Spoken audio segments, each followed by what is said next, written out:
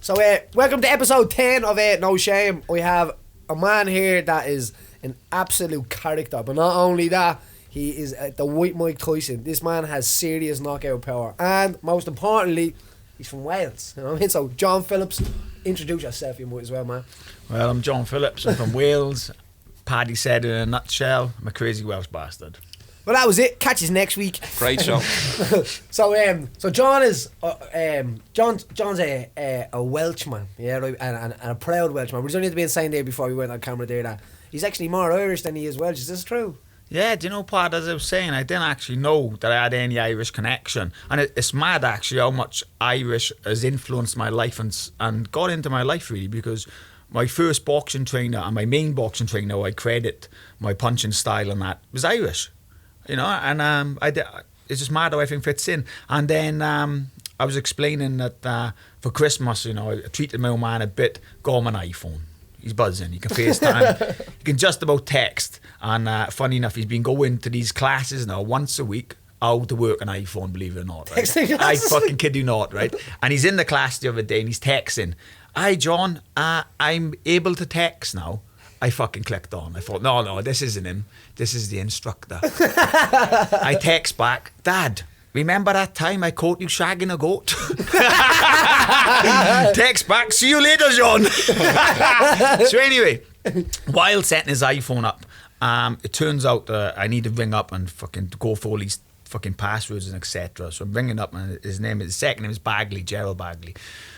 So I got to change, I can't remember, I think we need a pack code or something so you could have the same phone number. And they say, "Hey, Mr. Bagley," you know, because I'm pretending to be my dad now, Pad. And I got to put a deep voice on. And I says, "Mr. Bagley, what is your mum's maiden name?" And I fucking went, "Fuck, I don't know my nan's maiden name." So I turned to my dad sitting to mummy. I said, "Dad, what's nan's maiden name?" He said, "It's O'Brien." I fucking nearly dropped the phone. I said, "What the fuck do you mean, O'Brien?" I said, "We Irish?" "Yes," she said, "her parents were Irish." I generally didn't know, and only found that out, you know, Christmas time. So that's mad, yeah. Because even though we already said that, like, there's probably more Irish people living outside of Ireland than there actually is living on the bleeding island. You know what I mean? You love to breed, you Irish fuckers. Like rabbits. We love a bit of riding, you know, a bit of riding. That's how it gets you. So Swansea, you're growing up in Swansea. So it's for people as well that don't know who John Phillips is. John Phillips is a UFC fighter, has 18 first round KOs. 21. Or 21? Yeah. Did you get a few people on the way? Because 21, son. 21 first round knockouts, yeah. That is absolutely incredible record. Nice now, record. and for somebody that you started fighting for, because to me you're like the true fighter. You didn't start fighting to get into to get famous. You didn't get into to get money. You got into it because you loved to hit people and not get charged for it, probably. Yeah. Would I be correct in saying that? pretty much. You know, there's something about fighting. I got into fighting because people used to say to me, I remember watching the first couple of UFCs and a couple of Pride DVDs, and my dad, my friend's dad was a massive fanatic about UFC, and his son was actually a world champion karate fighter, and he was saying to me, "Nah, a boxer could never do UFC. You could never do it." And I thought, I could fucking do that. And you loads of amateur boxing, didn't you? Yeah. I had 80 odd amateur fights, you know. Ooh. And but I was more concerned with people saying you can't do that, and that's what happened then. And stubborn. Yeah, basically then I was training a lot at this later stage in life with world champion called Enzo McNally, and I was training with his stable and his dad Mario, who was an absolute legend and massive. Both of them massive inspirations to me. And Enzo rings me up one day. He says, "John, there's some cage fighters down the gym. I want to do some sparring." I said, "What the fuck do you want me for?" He said, "I want you to spar him." I said, "Enz, I'm not rolling around the floor." I said, "I don't know that shit." He said, "No," he said, "they don't want to do boxing rules." I said, "Fuck, I'm game, let's go." Yeah, hold on, I get me jacket. I come down the gym, there's three of them. I knocked 3 of them out straight away, bam, bam, bam. 3 knockouts. The promoter's there watching this now, he's fucking ecstatic, he can't believe it. And at the time, I'm like, I think I was about 18 or 19, you know. I was probably only a little bit bigger than Paddy then. And so he pulls me aside and said, "That's big, lads. You've got to come and fight on my show." I thought, "What the fuck, I'm not going to go fight on MMA, I haven't got a clue about MMA." So I thought, right, I'll call his bluff. I said, "All right." I said, "Look, I'll fight on your show, but I want $1,000. You got it." Fuck! Why did I ask for 2? Yeah. So That's the worst thing about naming your own brothers. I'm chucked in the deep end, right? I'm gonna fight. So it's all been I've told my friends, they're like, what are you doing? You're a boxer. You can't fight MMA. I said, yeah, I can. Watch. And so it comes to it now, and it becomes the rules. There was no amateur around then. It was semi-pro or pro. And there was no gyms, MMA gyms in Wales then. It was like you box or you do judo. Ireland was, Wales was kind of like Ireland, I think. Yeah. A lot behind. I think Wales the UK are the last in the UK to catch on to MMA, right? Last in even in the world. So anyway, it comes to the promoter now, and I'm a young buck, and I says, right, so what are the rules then? He said, right, you can go semi-pro or you can go pro. He said, oh, right. I said, what's the difference? Semi-pro, John, you can't hit them on the head on the floor. For fuck, that's all I know what to do. I said, if I'm on the floor, I only can hit them on the head. Yeah. So I said, you better put me pro. And I come out and I had a guy, I think his name was Nigel Whittier or something like that. And I'm sitting there now, I'm a young kid. He comes in. He's obviously been matched with me. And he comes up to me, says, I know you're nervous and you're scared. I said, fucking what? See what I mean? He said that you're nervous and you're scared, you're a young kid. I said, I'll fucking show you, young kid, when we get in there. I said, we'll see who's fucking scared. And he wound me up so much. And I remember we come out and I'm fucking pissed off. He put his hand out to shake my hand, and I fucking told him, I hit his hand out the way. I said, like, fuck, we in this business now. Yeah. And I remember I threw a couple of combos, and they hit his hands, and I could see he was, right, this kid sort of knows what he's doing. He means business. And we clinched, right, against the fence. And I didn't know what to do. And I was thinking in a minute, fucking hell, I've got to let him out of the clinch now. And when he comes out of the clinch, I can hit him. And was your back against the fence? My back was against the fence pad. So I didn't know what to do. And he went to break away from me, and I grabbed him and pulled him back in. I'm not ready yet. What the fuck am I doing? I don't know what to do. And luckily I pushed him away again. And as he come in, I tagged him and managed to knock him out. But that was the first fight. And then, it was sort of hook then, And I just... all on from there. That's when the drug was flying through your veins. It was and then did you kind of not turn your back on boxing, but did you kind of? Well, what happened, right? I was an absolute boxing fanatic. So you were boxing for Wales and all, weren't you? Yes, I boxed for Wales. I actually won my first Welsh title. Obviously at junior was 60 kilos, and I won every Welsh title right up to super heavyweight. Yeah, so that's pretty good. That's a serious history, especially in Wales, like you live it easier in England, I think. No, but Wales is full of tough lads like Ireland and like Scotland. There's a different breed, I think. I went from 60 kilos to 63.5. I won my first British at 63.5. Then I went actually changed to 65. Then I went to 75. Then 81, which is light heavy. Then 91, which is heavy. And then anything over 91 was supers. And obviously as I was growing, I was primarily fighting at 75 kilos when I was around 19 or 20, and still developing. Yeah, so still growing. Yeah, but then all of a sudden it was like, shit, no, I can't make 75 anymore, you know what I mean? I was way over 81. I was into the 90s, and then it was like, right, I made 81. I fought light heavy for a while, and then I thought, fuck it, I'm just going to go heavy. I was only walking around like 91, so I was probably the smallest heavy there, but I was fast, and I was enough to catch them. That's fucking serious ground, man. What were you bleeding eating? Welsh beef patty. the proper beef. And so you've kind of look, and it's mad you even saying that the attitude you kind of kept is kind of went all the way. Fuck it, if I'm getting heavier, I'll just keep going up. Yeah.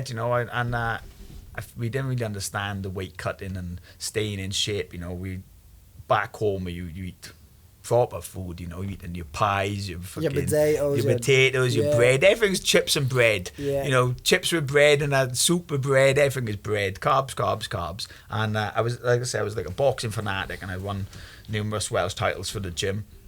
And then you get selected to go in what's called the box-offs, and for the Commonwealth Games, you go into these box-offs, and if you win, whoever win these box-offs, automatically qualify for the Commonwealth Games. I boxed 3 guys. I knocked the 3 guys out. The last guy I knocked out gear and all. Yeah. The last guy I knocked out put you dead, was called Harry Miles. Great fighter. He was actually beating me on scorecards with points because it was a point system back then. Yeah, he got a little bit cocky in the last round, made a mistake, I caught him, bang, out.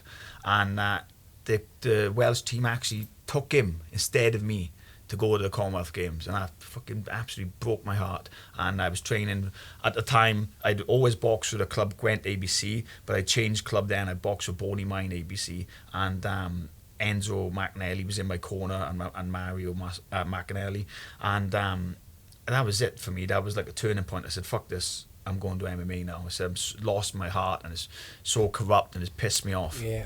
And that was really a stepping stone for me into MMA. And then the next Commonwealth Games come round again, right? So I get a phone call. Off the head of boxing in the Welsh ABC.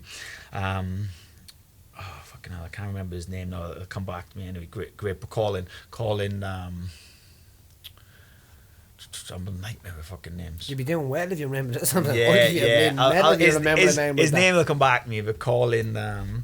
He's gonna fucking kill me now after he sees this. Right? Colin, he's the head, and he was a great fighter. He was a world champion himself, and he rings me up. He said, "John, how would you like to come to the Commonwealth and represent us in the heavyweight division? You know, maybe get a medal for your club. We know we're doing the MMA stuff now, but you'll have to say they've knocked the MMA stuff on your head. After the Commonwealth Games, you do what you want. If you want to go back and do MMA, you want to go boxing." I thought, yeah. He said, but if you say you come in, you can't take any fights now until after the games. And I was like, do you know what? Fuck it, yeah, I'm up for that. So I go in. And would you have got a fee off a sports council or something like that in Wales? Do you know, in Wales at the time, to get any sort of backing, Pad, was fucking virtually impossible. It was frustrating because we'd be going away to Four Nations and all these other tournaments, and we'd have to share tracksuits. That's how bad it was. And we'd turn up to fight the English, and they'd be driving up in new cars. Bastards. You know, they're having. I'm like, fucking hell, I'm smashing this guy. The fucker's got a new car. Yeah, no. So anyway, but and in that, like, England Sports Council have it together. Don't they? You know what I mean? And I think Wales need to put money into sports, and not just boxing, all sports, you know, wrestling, judo, every fucking sport, down to tennis, down to darts, whatever. They need to back the sportsmen, and you know, I'm sure they're going to pull their socks up. Chasing. And anyway, so I'm going around, I'm doing sparring, I'm going to squad, and I was unfit at the time and a little bit overweight, and I get all measured up for my suit. We're about to go, my bag's packed. Right at the door, I'm just literally about to get up and go out the door now to go to the Commonwealth Games. I get a phone call. It's Colin. He says, "John, I don't know how to tell you this. I'm fucking heartbroken. They brought a new rule in banning you from boxing. You can't come." Fuck you, Colin. Phone down. No and I thought, way. right, that's it. I'm MMA all the way, baby. Let's go. And that was my boxing. And I actually, I went boxing. I could have turned pro with fucking loads of people. I was actually training at Joe Calzaghe stable for a while Enzo was training there, and I could have turned pro boxing there, you know. But something just, I could see how good a boxer Joe was and how little publicity he had because he was Welsh and Welsh, Italian, whatever. But he was Welsh, and if he was English, he would have been the best boxer of all time. I know, and because he was Welsh, he was down cred. It was almost like a mark against him. So I could see that I was fading away from boxing. I thought, right, it's got to be MMA. Look, even when people say to me, like, young people are getting into MMA, how does it work and stuff like that, and it is so much different to, like, I think MMA, and this is what I loved about it, is that you had your balls in your own hand, if you must, you know what I mean? Like, your responsibility for your next your move up. Now, some people, if you literally just if you sit back and they're all going to sort everything out, you probably will get done over. Yeah. But in MMA, it's like, all you got to do is just don't get beaten and be good. What appealed to me in boxing, you can even be good and it still doesn't pay off for you. You know what I mean? You can get screwed over on that last hurdle. What appealed to me, I had some bad rip-offs in boxing. You know, I'd fight sometimes. I'd put a guy down 4 times, and he'd still win a majority. I'm like, how the fuck is that possible? And because what would happen? He'd jab you once, and that's on a point score. That's even points. Even if you knocked him down in the boxing.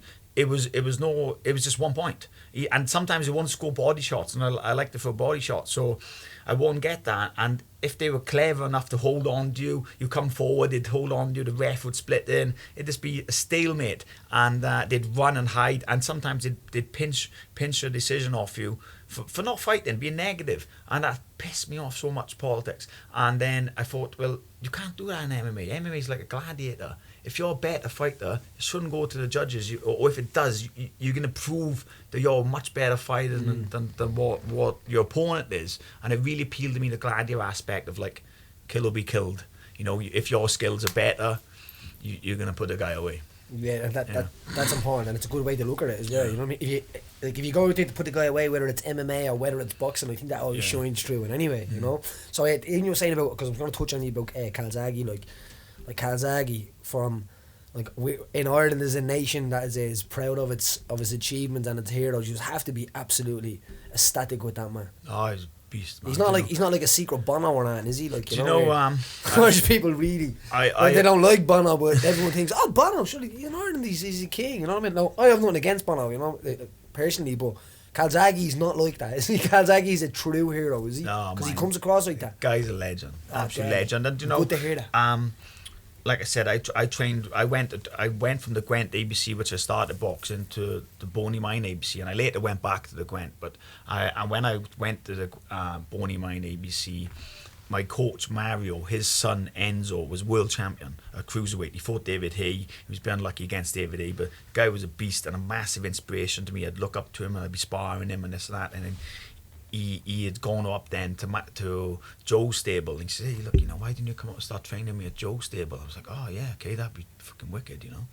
And I'm there, I'm training, you know, I'm punching a bag behind Joe Calzaghe's punching a bag over there, and I was just one of the best feelings in the world, you know. And he was really down to earth guy. He'd be playing football with all the guys and have a football team, and he just one of the lads, like, you know. Yeah, and that's something that I kind of like as a fan of Calzaghe would be. Yeah. I love that part about him, you know what I mean? And then his fighting style as well is like he's dead on the stair, and then he comes back from the brink, you know what I mean? Which is a credit to a nation, if you must. And I think with Joe, it was like, you know, you look at him against some of his opponents, you know.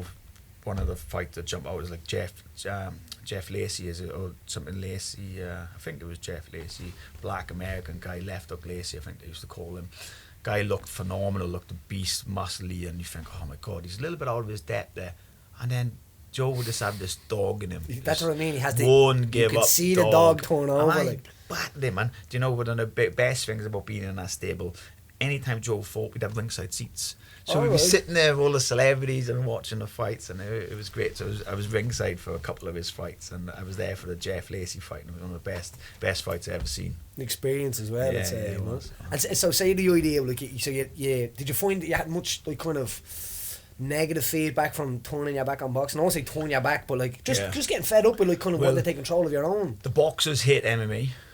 Well, he used to hate MMA. Actually, I think it's coming around a little bit now. It is coming around now. But when I first went to MMA, it was like, you pick MMA or boxing. If you box, you're banned. If you do MMA, you're banned from boxing. And a lot of boxing gyms wouldn't even let you come into the gym. They'd actually ban you from the gym if you did MMA. And I thought it was crazy because, you know, I was going out and being showcasing my boxing skills. I was winning my fights for my boxing ability. I was adding things in later on, but primarily I was winning for my boxing. So I was saying, well, hold on, my boxing is saying, right, this is the better discipline or whatever discipline I'm coming up against, and I should, you know, I'm getting punished for that, like, you know, now I'm not allowed to box, and it broke my heart to read that. I would have loved to have kept doing both. And you're only so when you had your first fight, how many fights went forward before the first time you kind of brushed shoulders with the UFC or Dana, or that was the first idea where you said, you know, I can make a go with this? Do you know, when I first started off, it was only sort of to prove a point, right? And I had my first fight, I won by knockout. The second fight, right, I'm already got in my head now that after this fight, win, lose or draw, I'm quitting MMA, I'm going back to boxing. And I was literally a boxing fanatic, Pad. That was my life, right? Because before boxing, I was a kid that was bullied. I didn't have nothing going for me. I was never popular in school. I had no friends. And boxing just turned my life around, you know. Yeah. And I love Paddy and Terry, like almost like another two fathers or granddads they never had, and they love me the same way. And that's a huge part of it. Oh, Paddy, and I went from having no attention, not being good at anything at all, to having all this attention from these guys, and it is, you know, it flowered me, you know. It really turned my life. And you have a common kind of interest as well, where it's like, I love that. How coach should be. It was having no praise or nothing from any family. I didn't have any friends, and that was my life. I'd go to school. I'd come home from school, I'd be first in the boxing gym, and I'd be last to leave, and that was my life, and I wouldn't change it. And then, anyway, gets my first MMA fight over. Second fight, I've already decided I'm fucking retired. I'm not retiring, but I'm not going to do MMA. I've proven to people that I can do MMA, and I'm going to go back to boxing. So I'm fighting again now on an organisation called. Your first 2 fights in Wales, yeah? Yeah. It was an organisation called House of Pain. House of Pain. I'm a nightmare with names, Classy name. right? So I'm fighting this guy now. They set me up for a British title on my second fight. I'm a kid, right? I'm fucking like. Sounds legit. I'm like 19, 20, right? I'm a kid. I'm a man who is a boy. I fight a guy called Jim Warhead, who later on went to sign for UFC, Judo Jim.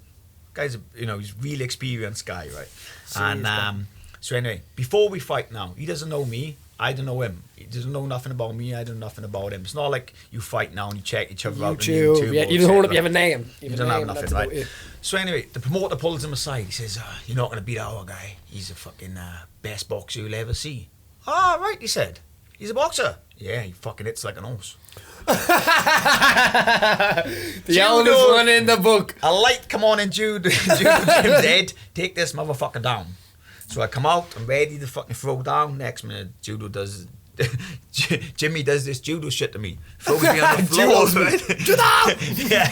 And I'm there, I'm like, all right, I'm on the floor, buy my time. Don't know how I got here, I threw a punch, next minute I'm upside down. I didn't get fucking hit. What just happened? So there, next minute, he's on mount. I haven't got a clue what mount is. I haven't got a clue how the fuck and roll the man's up. And he's punching. I'm thinking, I can fucking stay here all day. Next minute, the motherfucker starts throwing elbows. Yeah, he was a nasty bastard. Changed the rules. Slicing me, he's cutting me up. Breaks my nose, right? Anyway, the ref stops it, right? And rightly so, because I didn't know what to do. I didn't know how to get out of there. I was only going to take more punishment. I was hoping the ref maybe stand it up and I maybe land a lucky punch, but it weren't to be, right? Yeah. And I lost. And I lost in front of my own crowd, my family what were there, my friends, everyone who knew me. And I'm a passionate guy. I can't take losing, right? It's hard to explain what that feels like. Man, I'll fight anyone, but the thought of losing drives me on so much. And I was still living with my dad at the time. I went home, right, and my nose was bust. I had cut across everything. I was cut to shreds and humiliated. And my dad said, you need stitches, you go up to the hospital. I said, I'm not going to the hospital. I said, I'm too ashamed to go to. I didn't tell him I was too ashamed to go to the hospital, but I was too ashamed. I didn't want to go. I didn't want to tell the doctors that, I fought tonight and I'd been beat. And I was so fucking disheartened. I wouldn't leave my house. I didn't leave my house until all the bruises had gone. My friends would come for me or call for me, and I wouldn't go out. And they'd say, where's John Jay? He's sulking in his bedroom because he's lost. I was fucking pissed right off. But that made me pad, right? Because I was gonna finish MMA there, and I thought, there's no way I'm fucking finishing on a loss. That pissed me off so much. I thought, right, I'm gonna fucking work now, and I'm gonna learn what I need to learn to become a good MMA fighter. And I went on, and I think I went something like 10-1 or whatever. I was knocking everyone out. I bumped into Jimmy then because we actually fought a welterweight because I was a pup. And take no credit away from Jimmy. He beat me fair and square, but he gave me such a lesson. That's what I was about to say, yeah. It made me who I fucking am, which I was already there and I was just so determined, but he just gave me that little bit of spark. And the thing is, anybody in the world could have told you that lesson was coming and you still wouldn't have believed. No, I want to listen to it. You wouldn't have listened. I would just, I call him my brother, but he's one of my best friends, Mike Edwards. He's fucking awesome jiu-jitsu practitioner, and he'd say to me all the time, John, you got to learn the ground. I'd say, fuck off, you twat.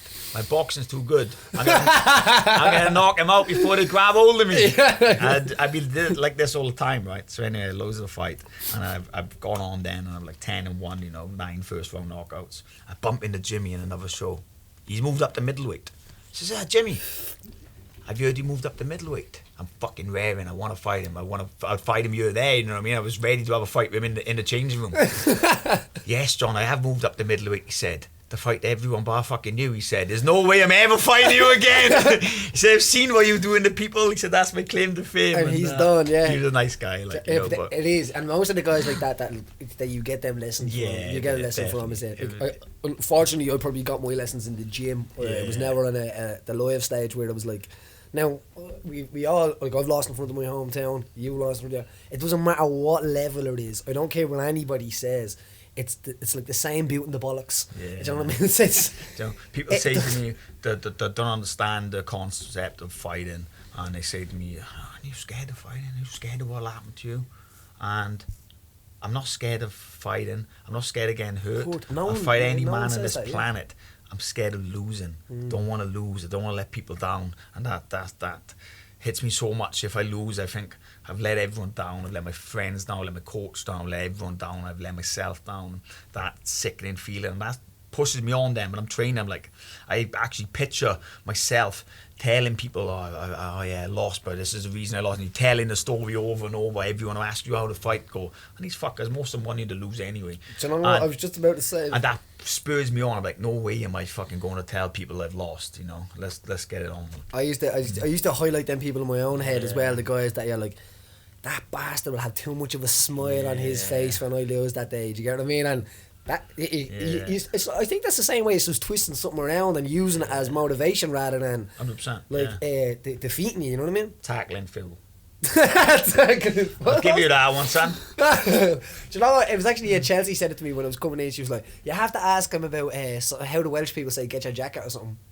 Whose coat is that jacket? Whose coat is that jacket? That's what she said, really. Easy, Pad. It's quite funny, really. Irish people do the same thing. She says it to me. It's quite ironic that whose coat is that jacket? I'm fighting now, obviously, March 17, which is Paddy's Day, isn't it? But I'm talking to a Paddy that's named Paddy about fighting on Paddy's Day. That's crazy. That's crazy. But let me blow your mind with this shit. Pizzas, they come in square boxes, but they're circles, and we eat them in triangles. Play with that for a second, Pad. Throwing shapes. Blew my head. That The blew pizzas my throwing head. shapes. For weeks I sat there like I discovered some sort of secret from the universe. I think that's why I love pizza so much. I think that is a bit messed up, That's isn't fucking it? crazy. I can't get over it. Fucking my missus, I've been sitting there days. That comes in a square My box. missus would come in. It's a circle What's the filled matter with with you? even triangles. The pizza, babe. The pizza's done it to me. Oh my God. So what about the Dana White thing? Because I kind of, you've touched on this story with me, and I said let's save it or something. So you 10-1 then after your brief encounter with retirement, and then you're flying through girls. Yeah, and I was quite lucky at the time.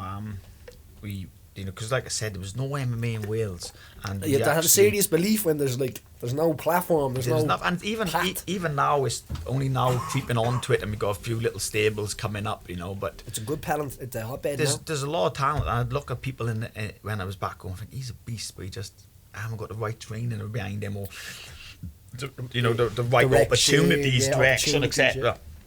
And and we were lucky. We actually went to like a tryout for this fight team called Trojan Fight Team, I think it was called. And, Trojan were it was Still me, are.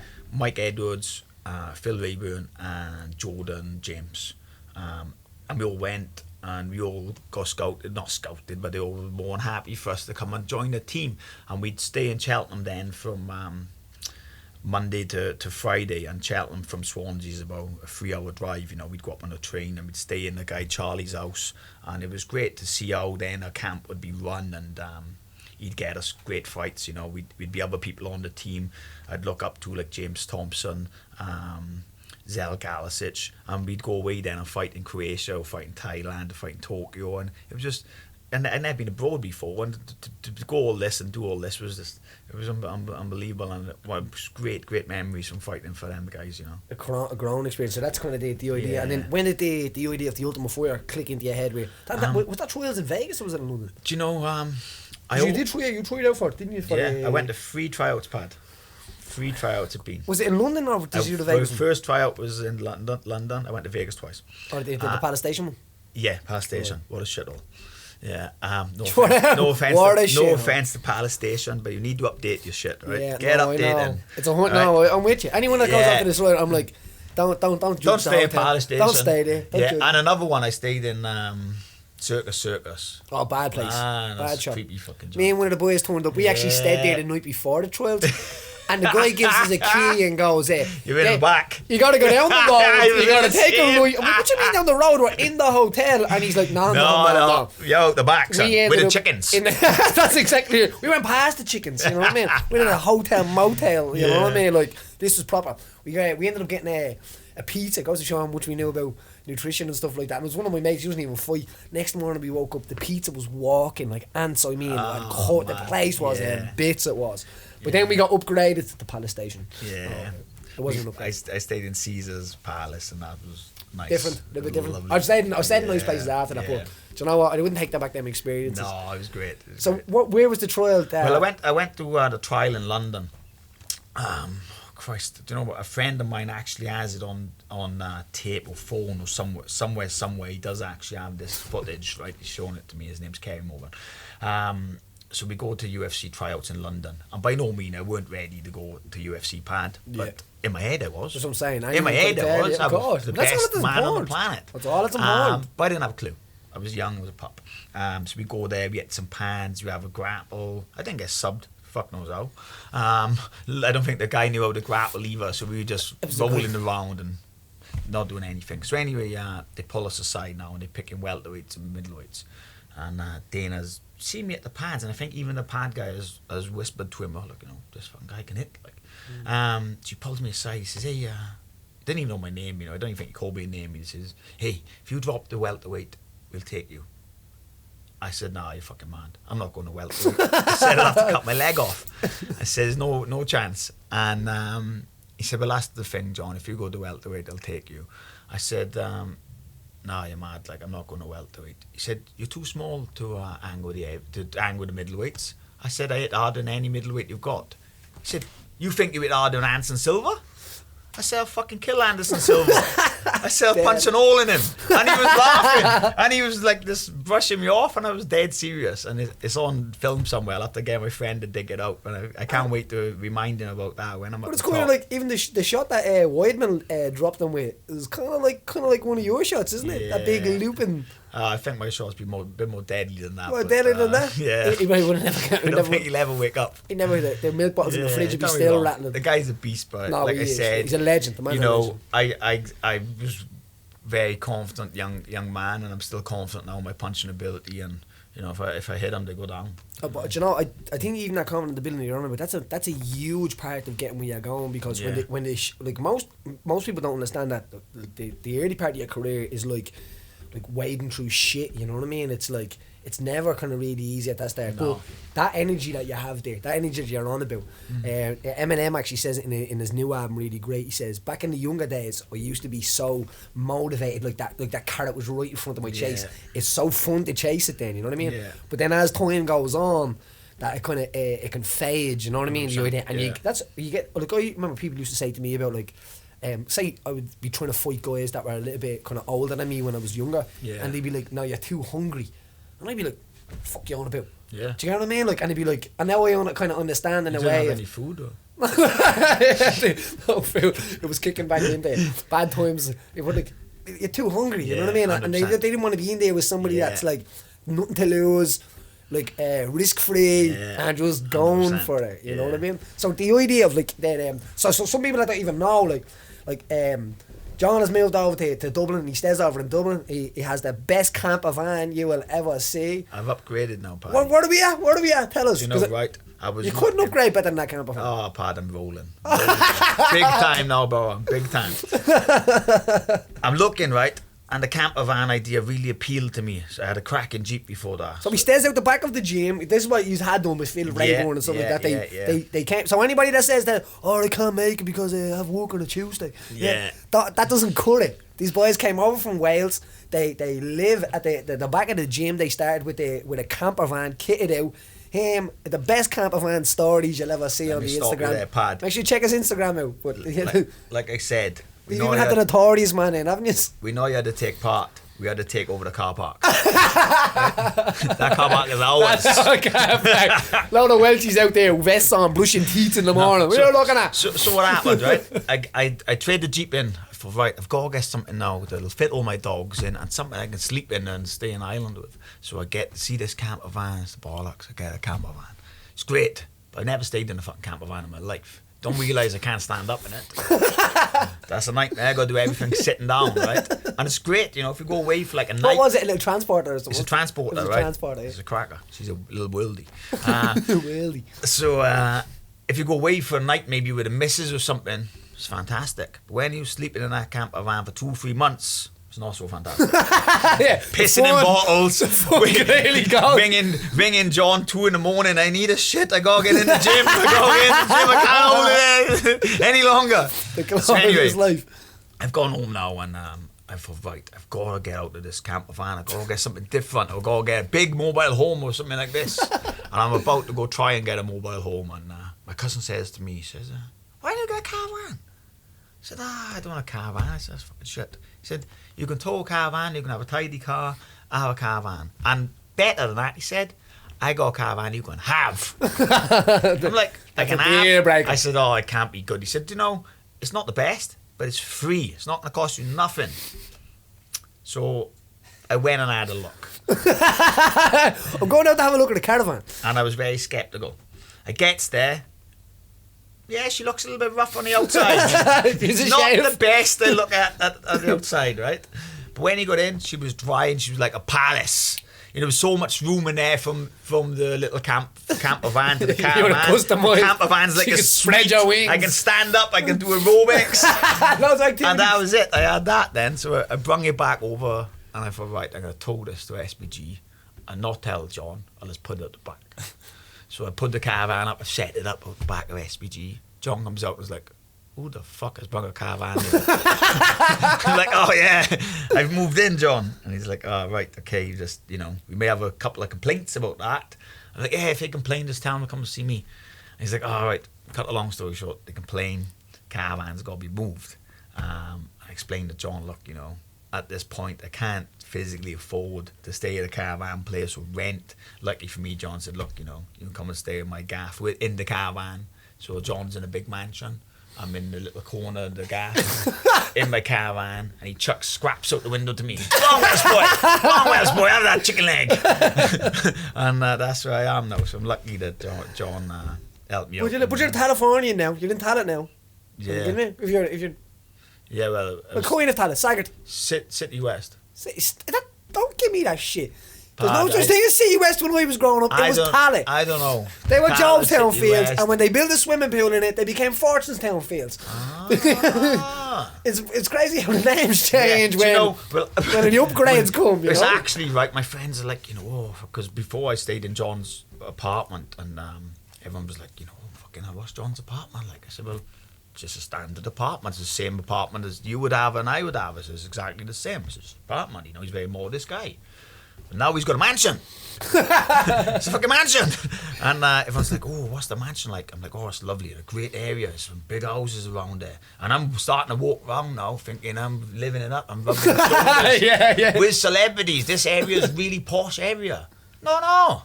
There's a maniac on the loose. And he's not Welsh. He's running around with a machine gun taking cars off people, Pad. That happened. There's a true story. No. And they didn't even make a papers back home. I'm on the phone. I'm like, you're not going to believe what just happened today, I said, I'm coming back to John's. The road's all blocked off. There's a new Mercedes all smashed up. I thought, that's a little bit over the top for just a car crash. Turns out that some guy has argued with his missus. He's got a machine gun. And he's gone on the rampage. He's taking cars out of showrooms. He's stopping people on the road. Fucking Grand Theft Auto style. Grand Theft Auto. Get out of your car, motherfucker. California. Grand Theft GTA, California. And then the police sort of corner him down in the City West, or Tallaght, whatever you call it. Shopping centre. You say tomato, I say tomato. So you get there. This loon is running around City West shopping mall with a submachine gun. Doesn't even make the news back home. I'm telling people, and they're like, oh yeah, good story, John, nice one. I'm like, yeah, the nice area I thought I was staying in, it was fucking maniacs over here. There's landmines and shit going off. Motherfuckers don't care over here. Oh man, nuts. I'm telling you now, but sometimes a woman will push you to it, you know what I mean? Yeah. I can level with a guy there. I've come very close a few times with my missus. But I haven't had that machine gun out yet, Pad. I can imagine it must have been one hell of an argument. With one of your JCB diggers going around wrecking gaffs like a dinosaur in Wales. Oh, man. Into people's garden and just pulling the roof off because you're angry, you know what I mean? But that's a different rampage. I've you know had what I a mean? few rants with the neighbours sometimes, and I've actually sat there thinking, do you know what? If he keeps fucking pushing me, this JCB's going for his house. That's what I'm saying. I'm on a JCB out there, mate. Don't argue with me when I have something that can take your house down. And I Put it together, it'll take it apart. I tell my, you know, because you don't want to argue with your neighbours, you know, but we get on like Are your neighbours, they're not connected? Like, they're not connected. you no. definitely don't argue with them neighbours. And we get on now like a house on fire, but when we first got there, understandably, you had fucking diggers coming up the lane, and we ripping and making a noise, we're there early, we're there late, and it's probably a little bit annoying from the, you know, my immediate neighbours are quite elderly, and the next one's down, you know, and they nice, general not posh people, but they tidy people. They don't know rough muck like me. Right? I come from the streets, man. They don't want right? I'm working my way up. Streets of Swansea. Working my way up. And so anyway, they're having a little go about this and they're having a little go about that, and I'm, you know, I take it in my stride. I'm like, okay, I'll sort it out. But then I'm like, listen, I'm a better friend than I'm enemy. Trust me. And they don't know I'm a fighter or anything. I've never put it like that. Like, yeah. So now we get on like, now they know I'm a fighter and I'm a world champion. They love me. That's always a good thing to have. He's actually alright. Yeah. When you were coming in, you're probably thinking you're bleeding. Who's this maniac? You know my name. Like I tell you a funny story, right? You've a chopper read about you. Nev. Oh, Neville, you want to give me some money? You know what I mean? Yeah, I won't know about you. Go get the money, Neville. Go get the money, Neville. So I'm working on the site now, right? And I'm digging, and I got to run the gas main, electric main, etc. And the gas come out. The gas is in. I'm working there, and I fucking cut the gas off. So the whole street is without gas. All right, it's not the end of the world, but I've cut everyone's gas off. Everyone's annoyed. Gas comes out, replaces the gas, and they're like, "Oh, how did you manage that?" So we're like, "To be honest, I forgot the gas was there." "All right," you said, "no worries, no problem. I'll leave a ticket there now, coming out to the ground, so when you dig in, you know exactly where the gas is." Fantastic. So that's a good idea. I want it that fucker again.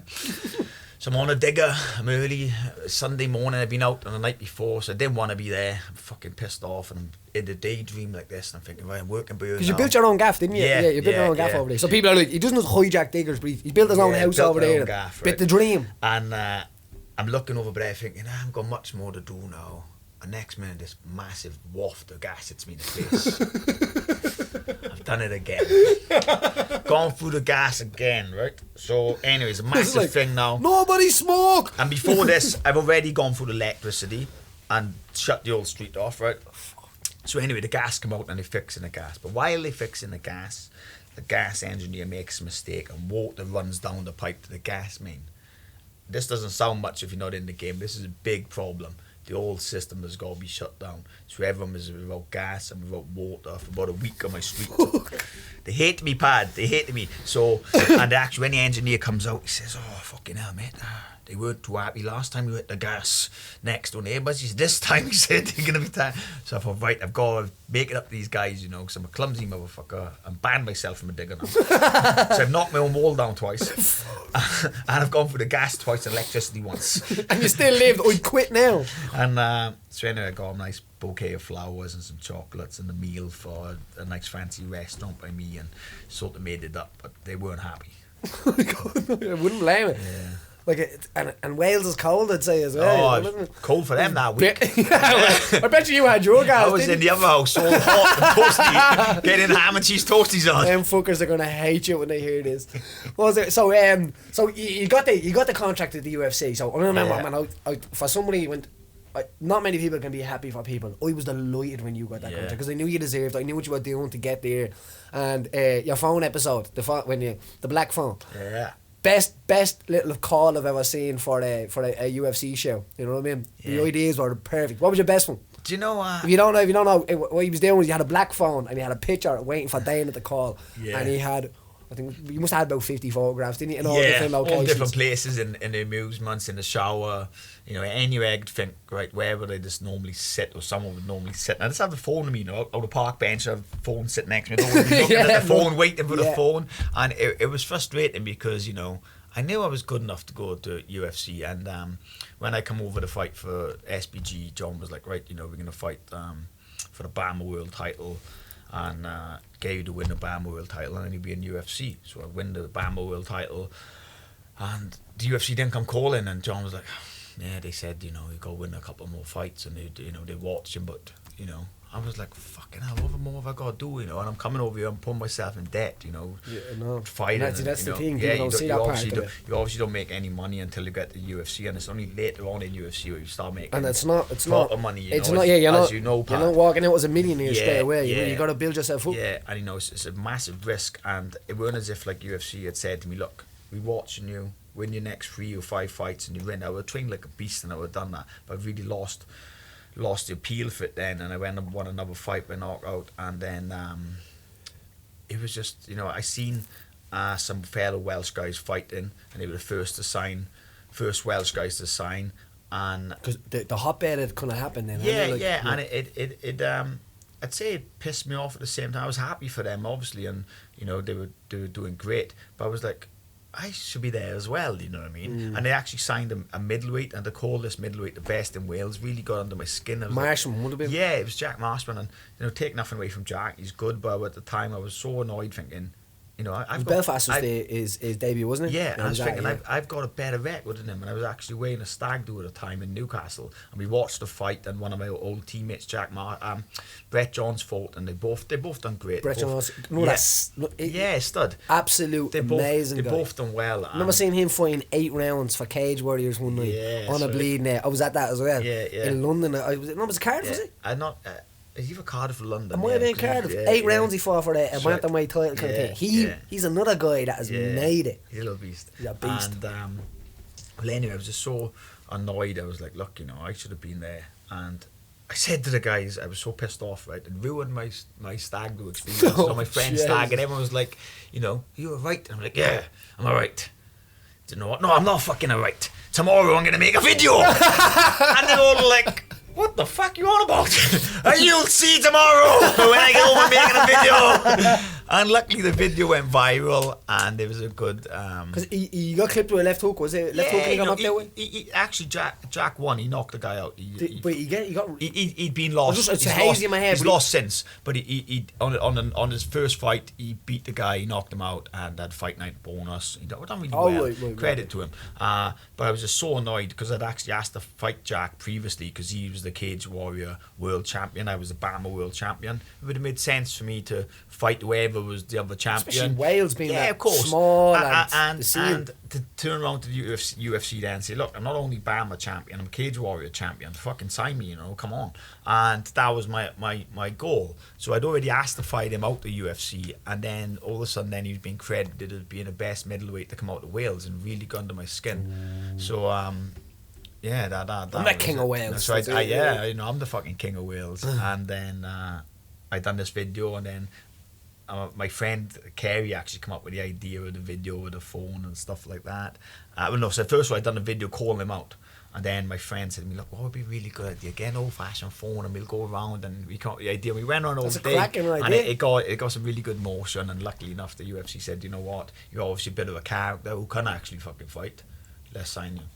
And it was great. And I'm delighted with you. That phone call is the best phone call ever, isn't it? It's like you squeal like a little girl. You want it because it's such a long road. I knew. And not everyone will get that phone call. That's the thing as well. The thing. And I knew it was coming. You know, we were in a shock that when I got this. I knew I was good enough to be there, but it was just like, is it gonna come? It's gone to a point now where like, fuck, you know, let's start weighing things up. I need to fucking work and make a living. Like pushing, you know. And it was like, yeah, luckily it come at the right time. And then he got stuck on then I was heartbroken for you. As I said, I was, as much as I was happy for you when you got signed, I was sad for you when you had a fight booked. What was the well, what happened, see, obviously I signed a middleweight, and that was something stupid, wasn't it? Yeah, they said, oh look, you know, we're happy to take a middleweight, but we haven't got to fight for you for like 6 months. I was like, I can't wait 6 months. I said, give me a light heavyweight fight. They were like, you know, light heavy. I said, I'll fucking fight light heavy. I said, I'll fight heavy if I go to. I said, get me a fight. They were bringing the pizza, man. We gotta get on this, alright? Get back to the pizzas. They said, right, we got a light heavyweight fight for you. It's in Denver, Colorado. I went, okay. And John's like, oh, look, you know, Denver's really altitude. And I was like, oh, fuck. I said, I'm happy to fight. Let's get the ball rolling, and then we'll come back to middleweight. Unfortunately, then the visa didn't come, so the fight was taken off me. And then I was so heartbroken afterwards. I went home just to clear my head, and I'm actually walking along the beach pad. I pick a stick up for my dog, throw it into the sea, and blow my knee. I couldn't believe it. I kicked fuck out of the dog, put him down. I'm only joking. I love my dog. No, I never yeah. do that. No. Yeah, just literally all of the wrestling, the judo, the MMA, everything you do where you think you're gonna get injured. I know. I'm walking along the beach. I throw a stick. I couldn't script this shit, and my knee it went like a pop. My missus was standing next to me. I almost dropped to the floor. She went like, what was that? I said, my fucking knee. I couldn't walk off a beach. I'm like, luckily we were at the beach in Swansea Bay is really, is a cycle path and we're quite close to the hospital and stuff. And otherwise, if we were where we normally take the dogs, it was an airlift job. So I'm sitting on the floor now, I'm dragging myself off the beach and people are looking like, what the fuck is that maniac doing?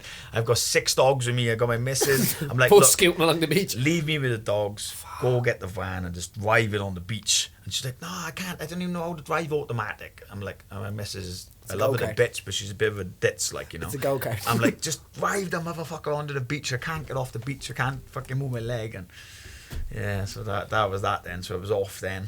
And I always get that. Like, most people, they'd be saying, I'm after getting hurt. And I go, what was it? And they'd be like, do you know what? I was playing football with the kid or something like that. And I ended up getting, like, busted with an elbow or something. And they'd be doing MMA for years and nothing would happen. It was actually, I was quite pissed off about it. But I rushed in and luckily enough, I think the doctor was a bit, because I didn't have private insurance. The UFC ain't gonna look after me yet, and this, so I'm on my own, So you're on your own. 100%. And I can't afford to go private. It was too expensive, right? So I've got to go NHS job, and luckily the main guy who does knees is a bit of an MMA fan, and he knows some of my Swansea football players and rugby players. Yeah. I know he knew a couple of them, so they sort of rushed me through. So when I'm in the waiting room now, on this day, everyone's having knee surgery, so there's about 10 of us in there, and like we're talking around, and how did you do yours? How long you been waiting? Some guy said, I done mine. He said, getting out of the car. Oh, fuck hell. That's a bit bad. Another guy, I done mine playing golf. Twisted playing golf. Another woman, she said, done mine. She's actually having 2 done. I done mine, she said, my first knee, playing tennis. She said, then I slipped in the shower while I had that knee done. I done the other knee. I couldn't believe it. So grabbing onto this, every time I was going into the shower, I was at the grip of death. I don't want to slip and do another. You don't want too many. And I was speaking to them, and like some of them were like, oh yeah, it's my 3rd time here. I've actually got to this point, and they've sent me home saying there's no beds. I was like, oh my god. And some people are saying, yeah, it's my 3rd operation. I had an operation, and this I haven't worked out, so I'm sweating. Oh, no. And they're like, how long have you been waiting? About 2 weeks. These people be waiting 6 months. Yeah, no, you don't want to say that. You're like 2 months, 2 months. Yeah, but luckily, and actually it was mad because on the same day of this knee operation, the guy who made the plans for my house was having his knee done. So he would come in, he was like, fucking hell, look at you, you know what I mean? That's mental, that is. It's mad how stuff like that lines up, isn't it? It is. But now you've got your shot, so now you're in London. How many weeks out now? London, I found about 7-8 weeks out. March the 17th, St. Patrick's Day. Is it Eric, is that what that? No, I'm fighting a guy called Charles Bird.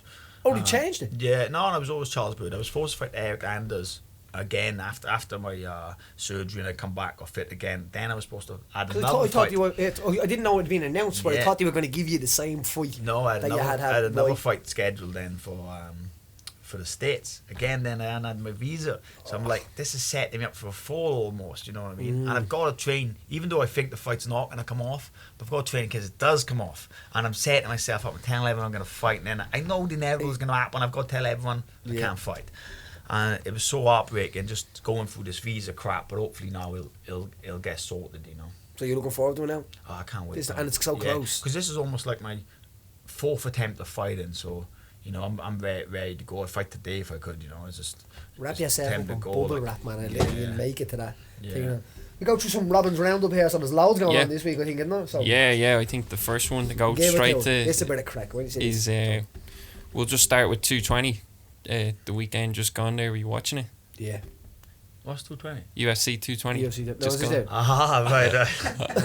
Yeah. The organisation you work for. Right. It's funny because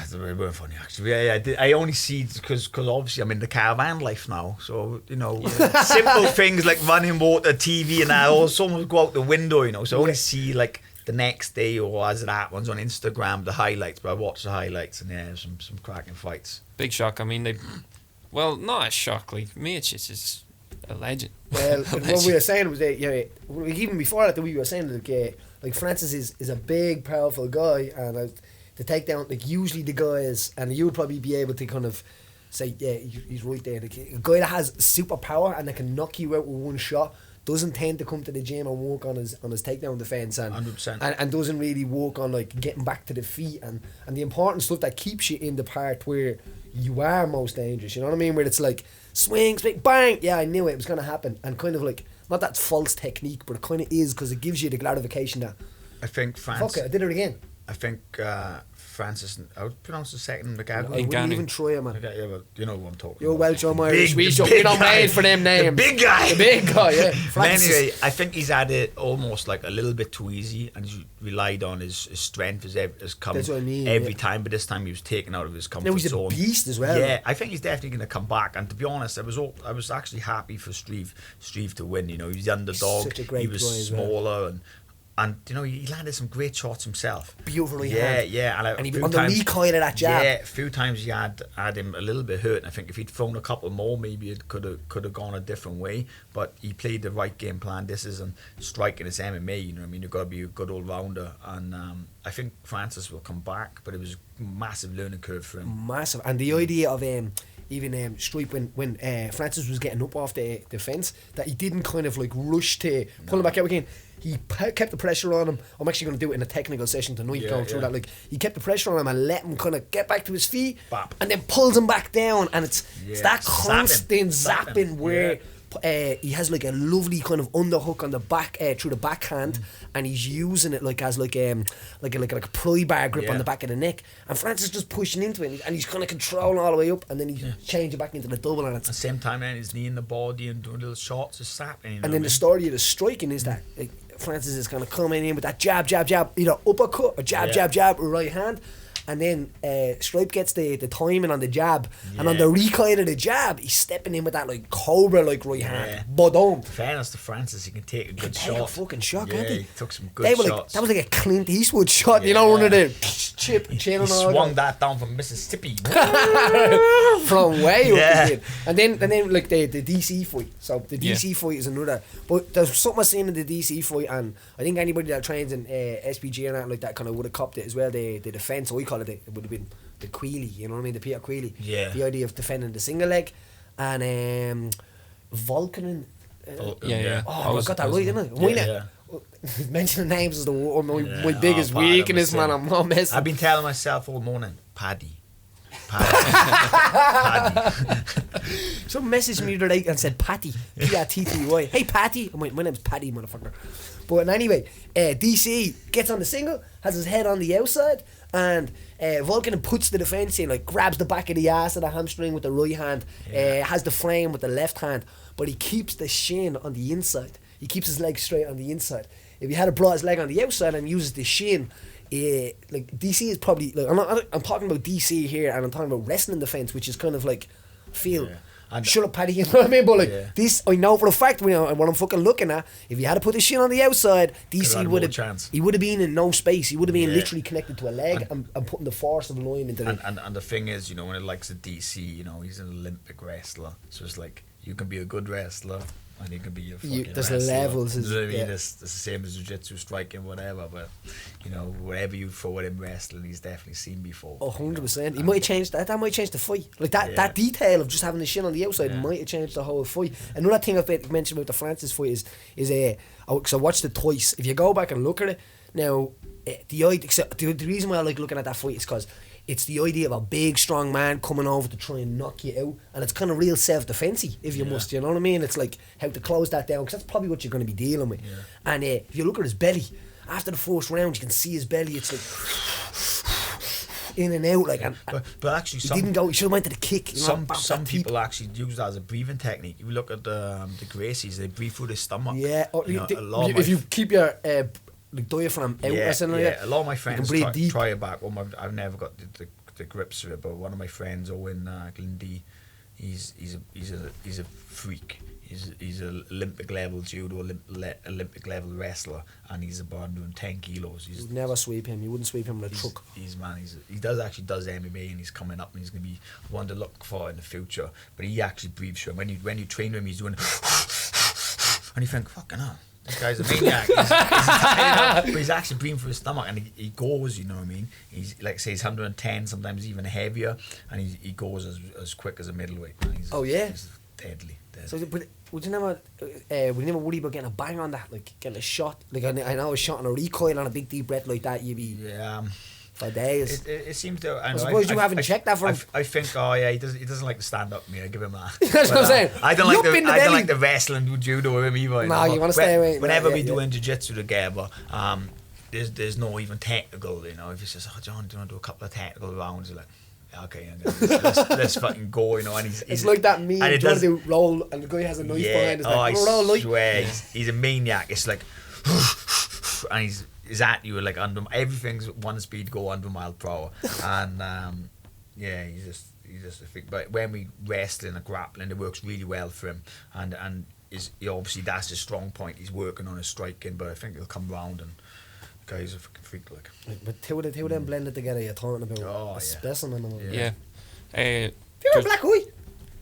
Yeah, it was rolling the other night. It was an accident. It just got. Yeah, your missus bashed you. Yeah. No. I wish I don't have a missus. Get an elbow? For anyone listening, I don't have a missus. I am single. And Robin is a handsome man. Yeah, thanks, Paddy. Yeah, you've been missing out. You know what I mean? I'm going to clip this and put told it you up. I'd get that in for you today. Will you retweet that for me? I will definitely retweet that for you. And Instagram as well.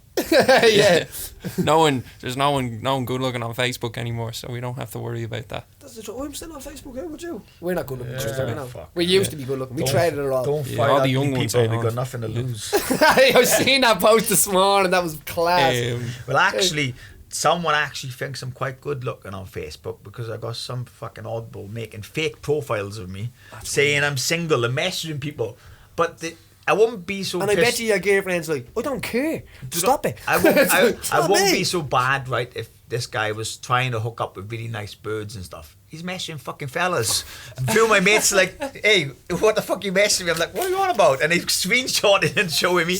As a picture of me like this with my dog, putting on a funny pose. That's definitely one of your mates doing it. It looks really, feminine. And then underneath says, I'm single. The internet is just such a weird bucket, There's some isn't it? oddballs out there. What the fuck is going on there, boys? Yeah, some days I promise myself I'm going to leave my phone down, and I think it's like a time warp to go into absolute nuts, and people that you know and not people that you know. It's crazy, especially Facebook. You know, it's a way of showing off, and look what I'm doing, what I'm eating, what I got. It's a showcase to show off. I fucking hate the thing now, and I only try to use it for advertising, or I've got to fight. But apart from that, if I weren't fighting, I'd be off Facebook now. Do you know what, the thing I do like about it? I know that a lot of people you can seriously be inspired by just living your, say your story or something like that. Instagram, the amount of messages I get of people saying, just that you do this normal. Oh shit, I do that as well. And that can they're the type of people that I think it's very good for. You know what I mean? But then you have these absolute psychopaths that just must get out of bed and just literally terrorise people. You know what I mean? And it's mental because some of it's absolutely.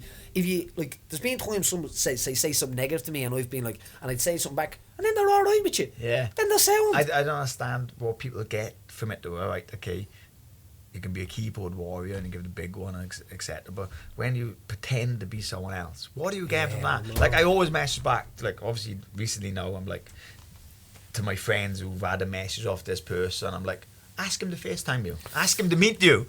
You know, what a fucking oddball. Why are you going to guess catfish? You know? Did you see, actually, just on the subject of keyboard warriors, there was a keyboard warrior called out any woman that fights MMA, professional or not. And he said he could take them on, and he challenged them. And my man. Yeah. So they arranged it anyway. This organisation arranged it for him to fight, and they got a fighter. They said we'd offer £1,000 for any woman to take the fight. And to be fair to the keyboard warrior, he showed up. A lot of them wouldn't Did he? Yeah. But he got his ass whooped. Good. Yeah. Did he get smashed? Yeah, he got smashed. I would have made him fight free with There's a video, with sticks. The Welsh team. There's a video of it online. He holds his own for about 30 seconds and then Once it goes to the ground, it's I'm saying that's weird. I don't like the It's all idea over. that. That's probably a fantasy for him, wasn't it? He's Yeah. probably one of these like that loves being dominated and he wants to dominate to the extent. He's probably got women out in fags on him and stuff, and That's he's stepping on his balls and heels and stuff. You know. What about I've been there. We've all been there, I've Paddy. You been know. there, Yeah. I've been there.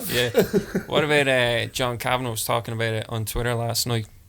The idea of Gunnar Nelson, Darren Till headline in London. Oh, 100%. I think that's a. You called that a few weeks ago, didn't you? I think that's a great fight. It's a Yeah. really, really good It's a fight. wicked fight. I think Darren Till fights very well in straight lines. Yeah. Really good like that. You know what I mean? And Gunny fights very kind of well, going forward fast, looping. Very similar styles, actually. That's They both right, yeah. got very karate styles, and obviously you'd have to go with Gunnar with the jits. So But now Gunny's, you know when people do jiu-jitsu and they're good at jiu-jitsu and then you touch up with them and you're like, oh yeah, he's good. But Gunny's like you've grappled with Gunny, Yeah, yeah. yeah. It's like next level. It's like Yeah. it's an immovable object that's flowing over you and until you're dead. Like you Yeah. know, that's what the hard part of that I is. think that would be. And he's had a lot of time now. I think to kind of like develop. Now, Sit but saying back that, and like develop, yeah. that's an incredible fight because Darren Till is another animal, Dan and Till's a beast. he's but a fire, proper fire. I think I'd have to go with Gunny. You know, but obviously go with Gunny as a Definitely teammate. going with Gunny myself. But even if I weren't a teammate, I'd have to go with Gunny. Looking at both of their styles, I think they're very similar stand-up, almost like a Conor McGregor style actually. And but you'd have to go with a ground end with Gunny. So you know. Yeah, I think because the two of them come forward so quick, they're definitely going to end up in the clinch. Yeah. You know what I mean? And Gunny he's mechanically perfect in the clinch when it comes to the grappling part of it. When you watch something back, you can see how it's like in the structural videos on some of the stuff. Like it's like I'm a fan and a friend. You know what I mean? Yeah. If you must, I'm a fan and a friend. But like when you put your hands on your Gunny, it's just a different story. You can Yeah. feel the difference. You know what I mean? Man's a beast. Is that the same card that you're fighting on, Yeah, John? Is it? Yeah. Oh, but yeah. Was that on like a Liverpool? It was actually supposed to be on a Liverpool card and it was talk about it being in February, but I don't know what's happened. I don't know if it's fallen through or not. So it's either going to be a headline of a Liverpool card, I've been told, or The Liverpool maybe- card makes sense. or maybe the London. Yeah, it makes sense Yeah. to be Liverpool. I was hoping that the London card would actually be Bisping and someone, maybe, you know what I mean. Couldn't he be comfortable in Liverpool as well? Because he gives a fuck he does where it but is. he does a lot of things Yeah, with the yeah. Shinobi, and he knows his way around Yeah, Liverpool. Is what I'm yeah. saying. Oh, You know, when you go right. to a city, it's not like Yeah, he's been in Liverpool a lot of times. Yeah, You know what I mean? right. So I don't know Yeah. whether it helps. What I know that obviously helped me. Yeah, I like yeah. knowing, like being able to visualize where I'm going and something. Yeah. Now I know Gunny probably. Good night out in Liverpool. Yeah, Give him that. you know what I mean. Yeah. Yeah. Bisbing said yesterday actually that he has been offered a fight for right. London. He's thinking about it. His family want him to stop because obviously he's got that eye that condition with his eye. Cross-eyed. Crazy eyes. Crazy. He's missing. Crazy eyes. That's good. Yeah, crazy eyes. Yeah. One eye looking for you, one eye looking at you. So he doesn't know. He said he might take it. He said he's going to think about it. He's 24 hours to make a decision. So we might hear about that today. Oh, someone. There'll be some crowd there. That's another situation that he could easily walk away from the game now, and you know, with the risks sometimes. Like it's the fight game is. Yeah. You know what I mean? Can we pause it, guys, and let me go toilet quickly?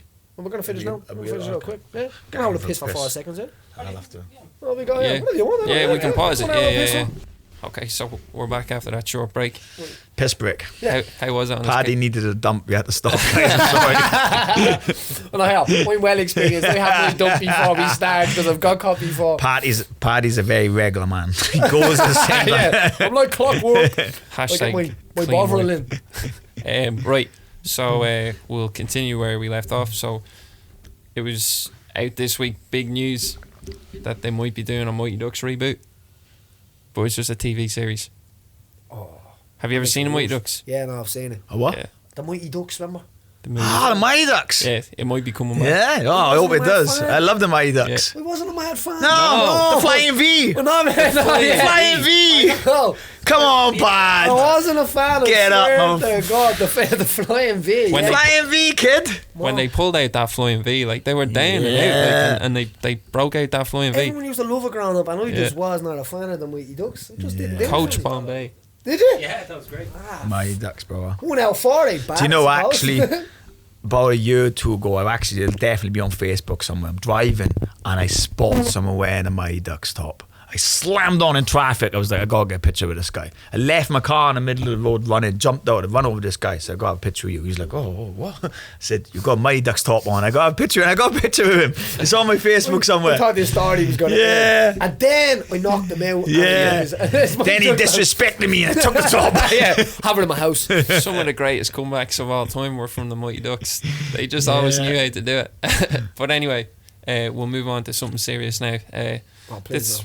Huh? Oh, please no. Yeah, that one really bombed, didn't it? Yeah. I thought I thought I was gonna get a great reaction off that. But the Mighty Ducks one? Yeah. No, you can't win them. Can't. You can't win them all.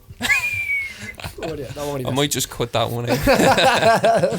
But finally, Shane brought this up, but Mel Gibson was on Joe Rogan there, just over the weekend, and he was talking a lot about stem cell research. Before he's gonna have a lethal weapon again then. Yeah, that's a film I'm we're talking talking about. Am I on about the right guy? Riggs knows his shit. So his dad is 92, and never went to a doctor in his life. Then all of a sudden, naturally enough, when you're 92, you start getting all sorts of problems. So he got this doctor that he had on the show, stem cell research, completely healed him up. You know a little bit more about it, don't you? Yeah, you boys talk about the injuries, being professional athletes, and Connor had stem cell injuries, isn't he? It's fascinating. Did he? Yeah, and according to John's book. Yeah, so it's in Panama's the only place in the world where they do this now, because there was issues with stem cells and stuff morally, because they were getting embryonics from baby embryos and that caused a lot of issues with tumours, and that's why it was a bit dodgy. But they've got this new technique where they use the umbilical cord. So the problem with embryos, they want to grow into a baby. So that's what causes problems with the embryos or with the umbilical cord. It's done. It's a bit like growth hormone then, is it? No, it's different. It's different to that in that it helps. So your cells. So Mel Gibson's dad, right? He's 92. His cells are 92 years of age. Like an engine that has gone 500,000 miles, so it's fucked basically. So it's like my camper. Well, yeah, so like a camper. Exactly like your camper. It helps teach the old cells how to. It kind of regenerates them basically. So there's a few stories from it. Like Mel Gibson's dad is 92. He was fucked. He was in a wheelchair, and Mel was kind of like talking to his doctors. Like the traditional doctors were saying, stay away from it. And his dad was like, I'm 92. Like, try it. Yeah. Who gives a Let's have a go. Yeah. Let's have a go. So we did, and I like his dad. straight away he started getting like erections again. You know what I mean? That's always a good sign. Come on, son, you're going too far now. That's Oh, there's a line. They put it in the You're wrong crossing place, it, John. They put it in the wrong motherfucker. place. All I'm thinking of 92-year-old hard-ons. Come on. You said, Paddy, you told me this was going to be a good show. Oh, just a bit of crack. But long story short, he's almost 100 now.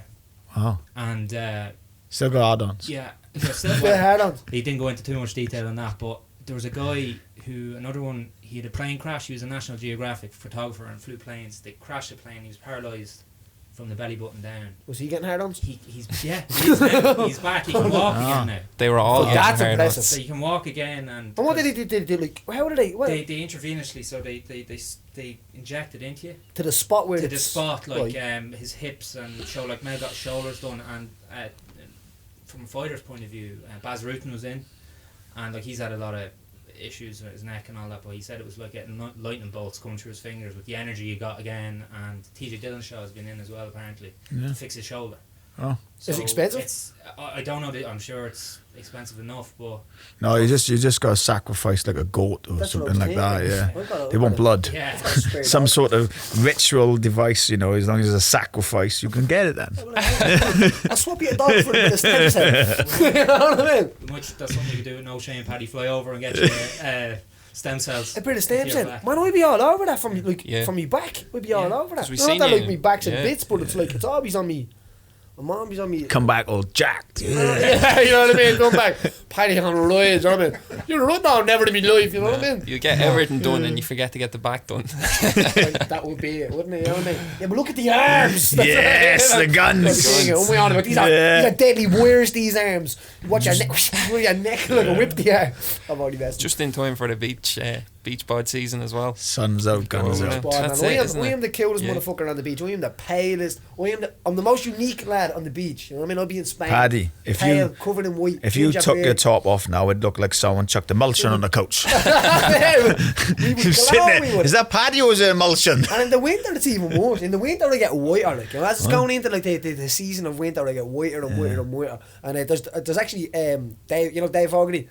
Like Dave Fogarty's kind of like robbing my image, I think, at the moment. You know what I mean? I don't know who he is, sorry. He does the photography for O'Connor. Ah, but yeah, I know. So he's actually got. He's Ginger actually on beard. me yesterday. Yeah, We're gonna have a but ginger do you know? episode, yeah. Do you know? We're gonna do If you the battle of the ginger if you beard. picture the Irish guy, the Irish warrior, you know, you got like a Paddy, you know, he's the fucking Irish warrior. You know, you got everything going. You got the ginger, you got the paleness. You know, before I come to Ireland, you know, I didn't picture that everyone in Ireland looked like Paddy, and when I got here, I was like, fucking hell, all these foreigners, they're not Paddies. We are foreigners. Yeah. We are foreigners. We stayed. I know. We stayed. Do you know? And actually, I don't know if it's true, but I seen on Instagram or Facebook that actually the ginger gene is diluted and it's getting extinct. So you know, realistically 5% now of the world, we've got to start taking your sperm and impregnating all these other women, so we can bring the gingerness back together. Oh, you agree? That's what we need to do.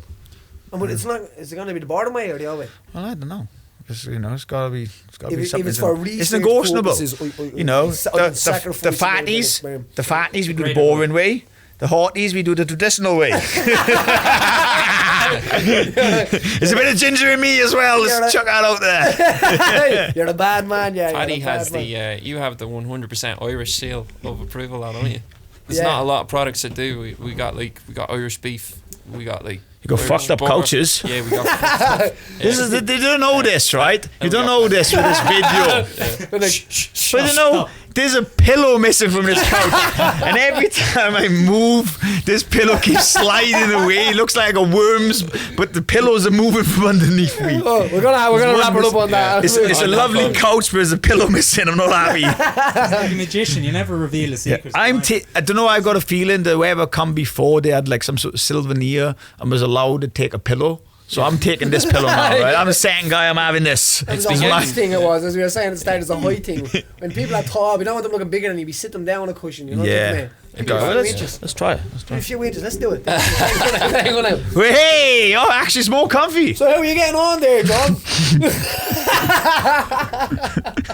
Where's he gone? Where's John? Goose. That's it. I think it would be best just to end the round up. Fucking pleasure for you to come. Boys, And you know be what? fucking great. Best of luck, and boys, put his house on a first round knockout, and you will not be will. disappointed. And we'd love to have you back in after you get your Oh, win. 100%, yeah. Well, come as back long in. as there's a big bag of money involved or pizza or something. I'm Oh, game. definitely pizza. You can promise Pizza, money, but when yeah. you get you here, you forgot the money, John. It's Irish. The money's there. It's Irish money.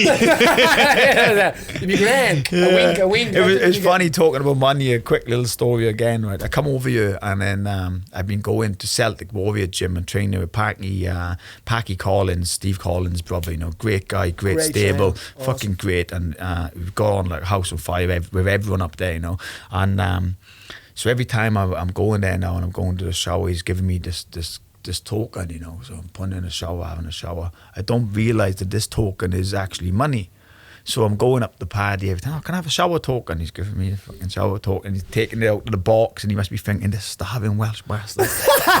So I'm out there, and I'm out in the town, you know, and I've gone to get my laundry done, and I've stopped in a coffee shop, and I've got some money on me. I get some coffee, and I give her the money. She comes back, gives me change, and she gives me some shower tokens. I said, what the fuck are you doing? So you give me shower tokens. She just looked at me like I had two heads, and the penny dropped. Then it was like, oh, it's money. It's money, John. Because obviously in Wales we have the pounds, yeah. Have you have coins on them? Yeah, of course we have coins, but not like all coins, you know, like they're not like shower tokens. It was just because we was in the gym and I was putting it in the shower, and he was obviously getting it out of this tin all the time. I was just, it's a shower coin, you know. And, yeah. That's comical.